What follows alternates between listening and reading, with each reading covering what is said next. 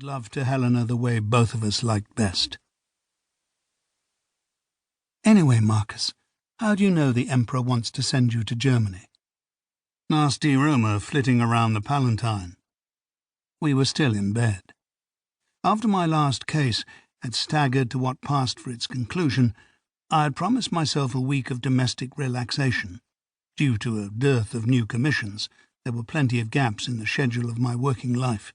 In fact, I had no cases at all. I could stay in bed all day if I wanted to. Most days I did. "So," Helena was a persistent type, "you've been making inquiries then?" "Enough to know some other mug can take on the Emperor's mission." Since I did sometimes undertake shady activity for Vespasian, I had been up to the palace to investigate my chances of earning a corrupt denarius from him. Before presenting myself in the throne room, I had taken the precaution of sniffing around the back corridors first. A wise move. A well-timed exchange with an old crony called Momus had sent me scurrying home. "Much work on, Momus?" I had asked. "Chicken feed.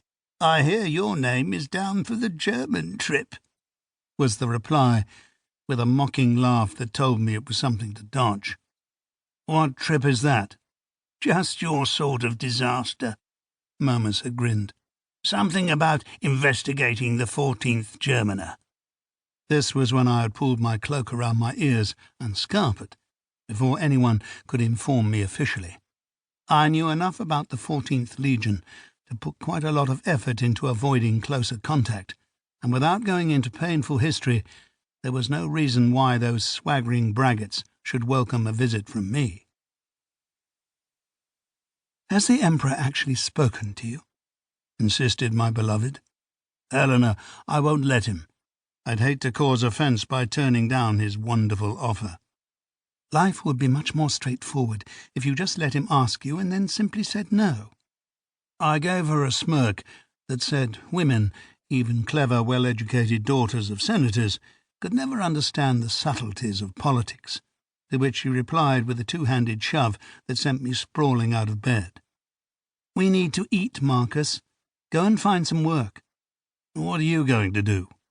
"Paint my face for a couple of hours, in case my lover calls." "Oh, right. I'll go and leave him a clear field." We were joking about the lover. Well, I hoped we were.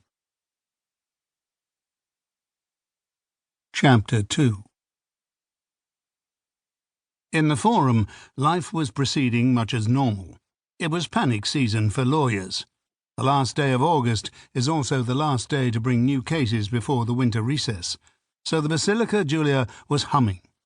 We had reached the nones of September, and most barristers, still rosy from their holidays at Bay, were scurrying to settle a few hasty cases to justify their social standing before the courts closed.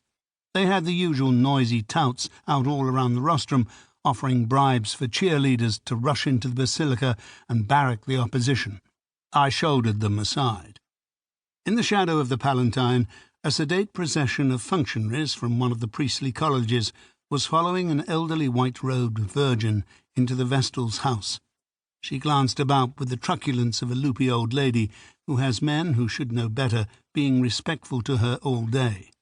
Meanwhile, on the steps of the temples of Saturn and Castor lounged throngs of sex-crazed idlers, eyeing up anything, not only female, that looked worth whistling at. An extremely angry aedile was ordering his heavy mob to move on a drunk who had had the bad judgment to pass out on the pavement sundial at the base of the golden milestone. It was still summer weather. There was a strong smell of hot donkey droppings everywhere. Just lately, I'd been sizing up a piece of wall on the tabularium. Having come armed with a sponge, a few deft strokes soon washed off the electioneering puff that was besmirching the antique stonework, supported by the manicure girls at the Agrippan Baths, the usual sophisticated candidate. Deleting his offensive rubbish from our architectural heritage left a good space, just at eye level for me to chalk up graffiti of my own. Didius Falco, for all discreet inquiries, plus legal or domestic. Good refs, plus cheap rates, at Eagle Laundry, Fountain Court. Seductive, eh?